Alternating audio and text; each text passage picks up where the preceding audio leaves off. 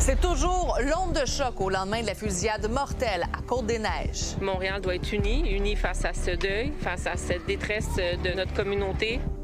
Au cœur du drame, un manifeste inspiré d'une idéologie violente, celle des incels. Qu'est-ce qui fait qu'à un moment donné, quelqu'un peut en arriver à vouloir faire un geste extrême, à être tenté par la violence?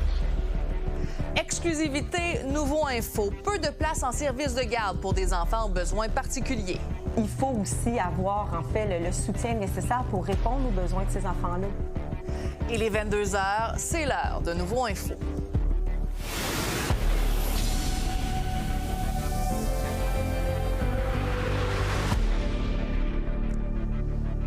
Bonne fin de soirée tout le monde. L'heure est à la fête sur les plaines d'Abraham à Québec. C'est le traditionnel grand spectacle de la fête nationale. On va aller faire d'ailleurs un saut sur place. Laurence, après un rendez-vous donc manqué l'année dernière, les gens de la capitale ont répondu le présent ce soir. Et il y a beaucoup de monde sur les plaines d'Abraham. On a surpassé les estimations des organisateurs. On pensait accueillir autour de 45 000 personnes. Finalement, il y a 53 000 personnes environ là, en ce moment sur les plaines. Et c'est tout un spectacle qu'on a en ce moment. On a des effets pyrotechniques, des feux d'artifice pour Louis-Adrienne Cassidy qui est carrément descendu d'une plateforme. Alors vraiment, il y a de l'ambiance ici. Il y a des drapeaux du Québec partout. Il y a vraiment de l'ambiance. Oui, on voit ça vraiment derrière toi. Et merci beaucoup. On va te retrouver plus tard dans le bulletin, Laurence. Parfait, à plus tard. Bon, maintenant, on va changer de sujet parce qu'on va commencer ce bulletin. On est au lendemain de la fusillade qui a fait 3 morts, dont un policier et un homme de 68 ans à Montréal. Et là, l'enquête policière s'est transportée en Alberta. Il y a la police de Lethbridge qui a perquisitionné une résidence dans un quartier résidentiel. Le tireur, en fait, est originaire de cette municipalité. Et justement, on en a appris davantage sur lui aujourd'hui. Les commentaires de Lila Mouche. Quelques détails sur l'identité du tireur ont été révélés aujourd'hui. Le bureau du coroner du Québec a révélé qu'il s'agissait de Seth Scott Hatfield et qu'il était originaire de Lethbridge, en Alberta. Il était également étudiant à l'université de Lethbridge. L'homme avait 25 ans. Bien évidemment, l'enquête se poursuit toujours. À l'heure actuelle, on sait qu'il y a 10 enquêteurs du BEI qui sont sur l'affaire. De son côté, la ville s'est réveillée attristée au lendemain de la fusillade. Le 22 juin va marquer à tout jamais la mémoire collective de Montréal, mais surtout des résidents de Côte-des-Neiges Notre-Dame-de-Grâce. Montréal est une ville sécuritaire et on doit s'assurer qu'elle le demeure. Ce matin, j'ai salué des policiers qui étaient et qui sécurisaient le périmètre. Imaginez sécuriser un périmètre où ils ont perdu un des leurs hier. Allez les voir, leur dire merci, saluer pour leur service. C'est terrible ce qui s'est passé hier. On ne peut pas vivre dans un pays, dans une ville, dans une communauté où tu risques de mourir au bout d'un fusil. Plusieurs questions sont soulevées maintenant, notamment sur la place des idéologies violentes, mais aussi sur la question du port d'armes. Et là-dessus, la mairesse s'est positionnée. Ce qui nous inquiète, c'est comment quelqu'un, encore aujourd'hui, en 2026, peut prendre un fusil puis être allé dans une rue publique puis tirer sur des gens. Je veux dire, au-delà qu'ils viennent d'ici ou d'ailleurs, moi, ce que je veux m'assurer, c'est qu'on s'attaque à le port d'armes. On s'entend, là, dans une ville comme Montréal, d'une municipalité, les armes n'ont pas leur place. Pour ce qui est des familles des victimes, 2 cagnottes de socio-financement ont été ouvertes. Dans le quartier, on pense aussi beaucoup à Michel Mizrahi. La communauté juive n'en revient toujours pas. La majorité de la communauté à Côte-des-Neiges était en lockdown hier. Les gens commencent à penser on est encore ciblés. Donc, et puis on a perdu un de les nôtres et c'est très dur. Tout le monde me dit qu'il était toujours souriant, il était toujours avec des gens, en train de bavarder. Il était bien connu pour son magasin. Et tout le monde aimait aller là-bas bavarder avec lui. Donc, c'est une vraie perte. Il n'était pas ciblé, il était là, en train de prendre un café. Et voilà, sa vie, voilà, c'est la fin de sa vie. On a rencontré plusieurs voisins dans le quartier qui se disent traumatisés, mais aussi le propriétaire du supermarché avec qui on a parlé. I saw a man dressed in army fatigue, and I followed him. And then he went down on his knees to get into a sniper position. I saw him shoot the police officer. Ça me touche comme si c'était ma famille. On doit le supporter à eux maintenant. Le gérant, il a pensé très vite. Il a barré la porte tout de suite. Il a mis tous les clients dans l'arrière du magasin. Des employés aujourd'hui qui sont un peu traumatisés. It's like a movie. Les idées soulevées dans le manifeste du tireur sont nombreuses, notamment celles du mouvement Incel. Et justement, une manifestation contre ce mouvement est prévue à Montréal le 25 juin. Bon, comme le révélait Nouveau Info hier, les événements se sont déroulés à quelques mètres de l'immeuble où est installé un géant mondial de la pornographie. Le tireur pourrait avoir ciblé cette entreprise. Le résumé d'Étienne Fortin-Gauthier. Est-ce que le suspect pourrait avoir voulu s'en prendre à Pornhub? C'est une des thèses qui est étudiée présentement par les enquêteurs. Parce que le suspect avait pris une chambre d'hôtel tout juste en face des bureaux de Halo, qui est la maison mère de Pornhub. Et c'est là qu'il a commencé à tirer dans les bureaux de cette compagnie de films pornographiques. Pornhub, c'est le plus gros site du genre au monde. Les employés, selon ce qu'on a appris, étaient en panique, se sont protégés, ont été confinés pendant plusieurs heures. Et ce qui alimente un peu cette thèse, c'est le manifeste où le suspect parle ouvertement, invite à attaquer des institutions financières, des compagnies d'assurance, mais aussi les maisons mères de sites pornographiques et attaquer également leurs dirigeants. Donc, présentement, c'est étudié par les enquêteurs. Aujourd'hui, Pornhub n'a pas voulu beaucoup donner de détails là-dessus, avait une pensée pour les victimes. Et on dit également qu'il remerciait les premiers intervenants qui ont courageusement protégé et veillé à ce qu'aucun de nos employés ne soit blessé physiquement. Ce sont les propos des dirigeants de Halo, donc cette compagnie mère de Pornhub, qui n'ont pas voulu aujourd'hui sortir publiquement dans les médias. Faut le dire quand même, Pornhub, ces dernières années, a été la cible de plusieurs menaces en ligne. Ça s'est fait sur les réseaux sociaux. On peut pas dire qu'il y a une de ces menaces-là qui était liée aux événements des dernières heures, mais quand même, ça fait partie de l'histoire, alors que Pornhub est une entreprise qui divise. Certains disent que ça contribue à la libération sexuelle. D'autres disent au contraire que ça nuit à l'émancipation des femmes, des hommes.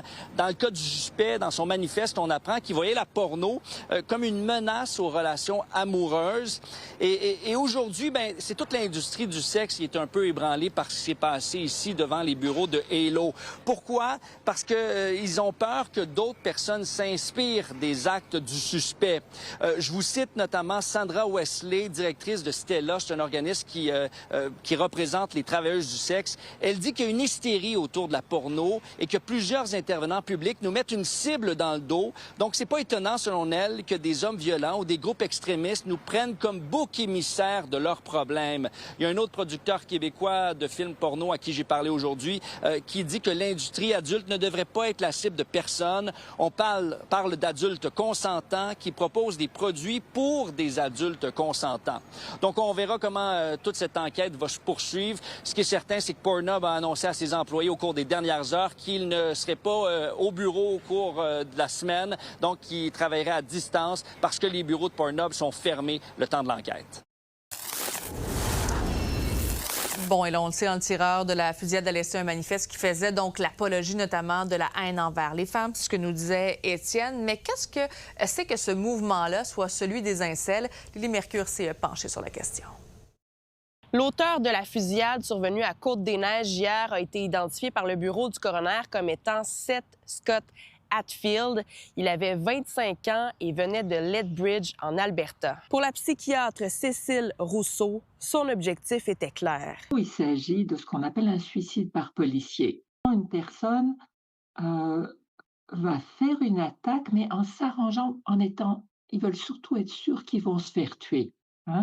Donc, c'est vraiment un suicide, mais un suicide où on est fâché, on veut qu'on parle de nous, on veut qu'on nous entende.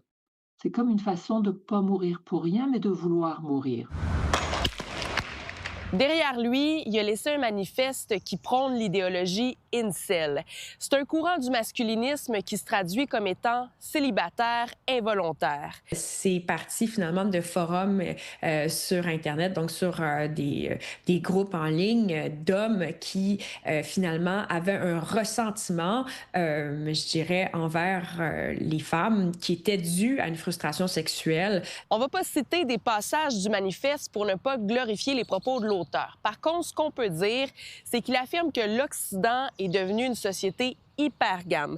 Et décrit en fait une frustration sexuelle à l'égard de femmes qui l'auraient rejeté et qui rejettent en fait les hommes privilégiés qui sont beaux, charismatiques, qui ont finalement accès au pouvoir et à l'argent. Et donc, dans sa conception du monde, qui est une vision assez incel des choses, c'est de dire que les femmes vont être attirés par ces hommes-là et que les autres hommes vont finalement être discriminés. Les manifestes précédents, on a vraiment des néologismes qui sont propres à la communauté. On a des idées, des concepts qui sont nés dans la communauté incel. Là, on voit qu'il y a une volonté de prétendre s'en détacher pour aussi potentiellement essayer de recruter un maximum de personnes parce qu'on s'éloigne un petit peu de la vision qu'on a du mouvement. Ce n'est pas la première fois qu'un acte d'une telle violence est perpétré par un incel. En 2018, l'attaque à la voiture bélier de Toronto a fait 11 victimes. 4 ans plus tôt, un jeune homme de 22 ans a tué 6 personnes à Isla Vista, en Californie, pour les mêmes raisons. Dans les deux cas, les tueurs ont été encensés par le mouvement incel. Pour ce qui est de Côte-des-Neiges, il y aurait actuellement un débat dans la manosphère. Alors en ce moment, ils sont un petit peu en train de décider si le tueur était l'un des leurs ou non. Vu qu'il ne s'était pas autoproclamé incel dans son manifeste, certains hésitent et aussi certains considèrent la tuerie comme étant ratée, puisqu'il n'a tué que des hommes, pas des femmes. L'organisme Ville sans violence vient en aide aux personnes touchées par la radicalisation et leurs proches. Les idées masculinistes représentent environ de 10 à 20 des appels. Les jeunes, souvent, tentent de combler un besoin à l'égard de leur situation et donc peuvent aller, par exemple, chercher un certain groupe d'appartenance, aller chercher une identité, aller chercher réconfort auprès de ce type de communauté. Selon les métadonnées du manifeste, le document tel qu'on connaît maintenant a été livré le 8 juin. On peut donc supposer que ça faisait quelques semaines que le tueur planifiait ce qui s'est passé hier à Côte-des-Neiges. À Montréal, Élie Mercure, pour Nouveau Info.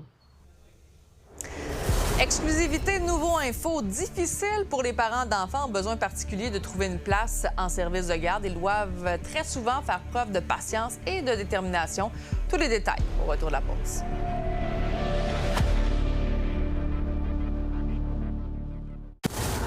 C'est difficile pour les parents d'enfants ayant des besoins particuliers de trouver des places en service de garderie. C'est ce qu'a appris Nouveau Info. Il y a plus de la moitié des gestionnaires qui ont dû refuser un enfant parce que ses besoins étaient trop grands pour leur capacité d'accueil, selon une étude. Marie Cassimard.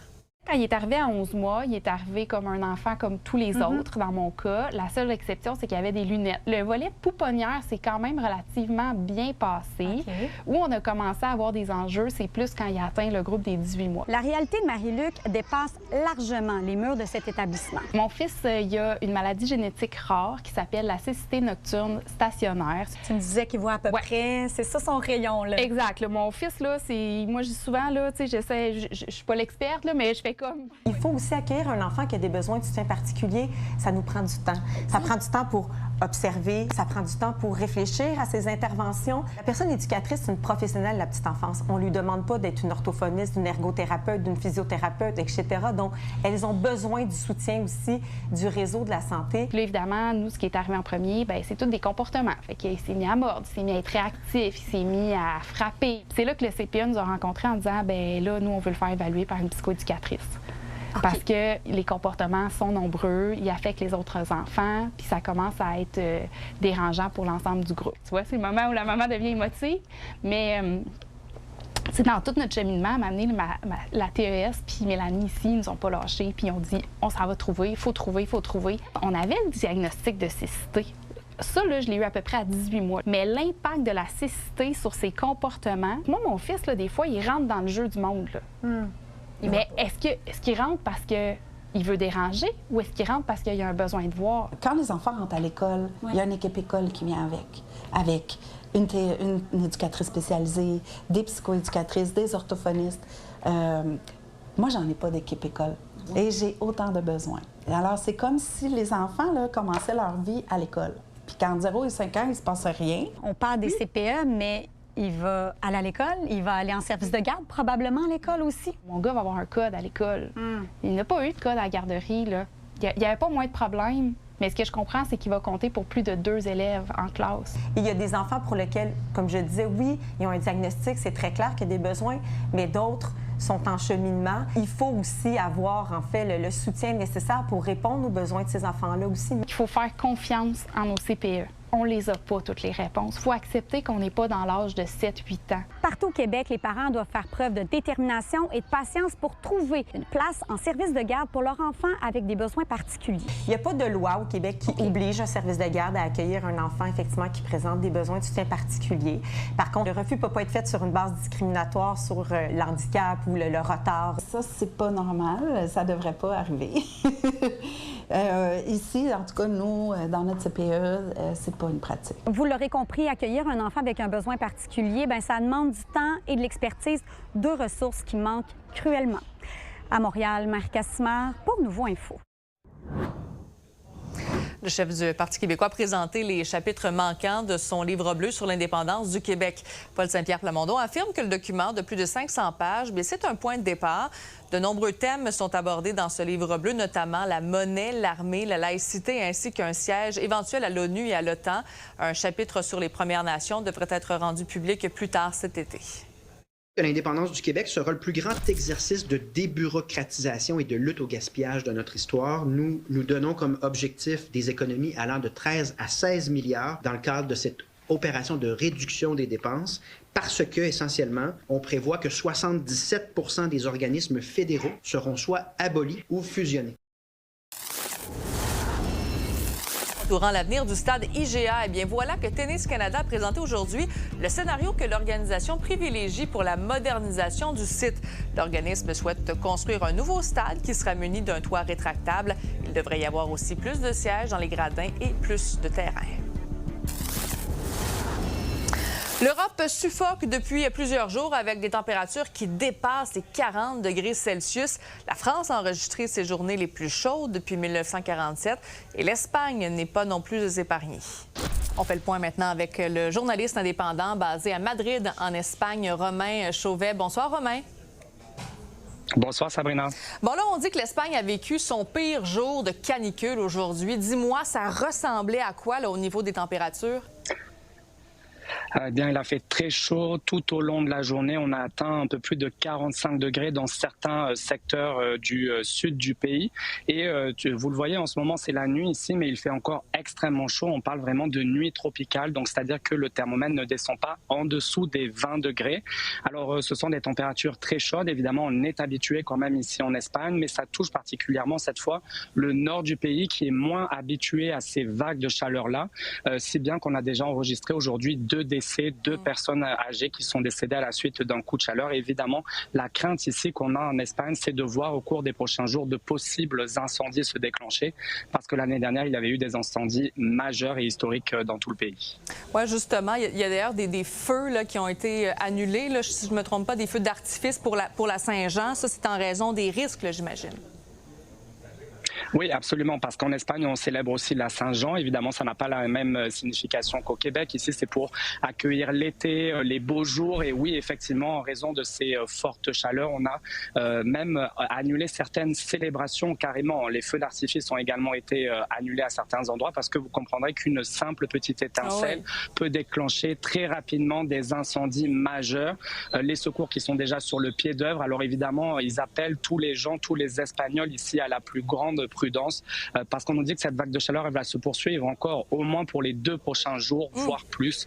Mais c'est assez inhabituel pour cette période-ci de l'année. Sabrina, on nous dit même que la journée d'aujourd'hui pourrait être la journée de juin la plus chaude que n'ait jamais connue de toute l'histoire l'Espagne. Et qu'est-ce qui est mis sur pied pour les citoyens? Parce qu'il y a quand même 5 provinces qui sont en état d'alerte, là.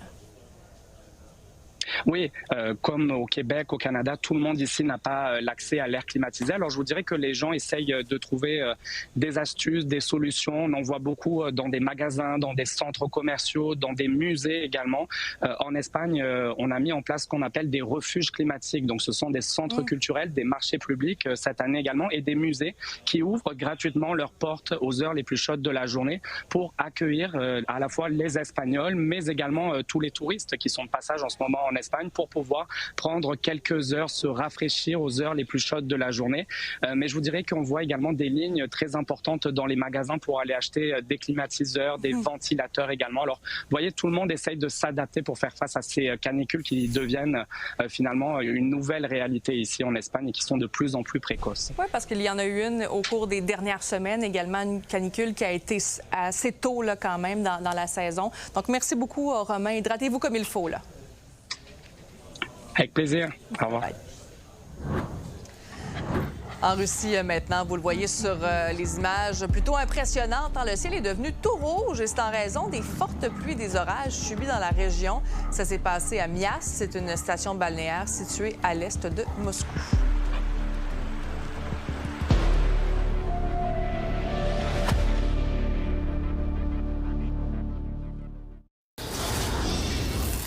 On retourne sur les plaines d'Abraham à Québec où des dizaines de milliers de personnes sont rassemblées pour le spectacle de la fête nationale. Puis Laurence, au moins cette année, tout le monde est au sec, là.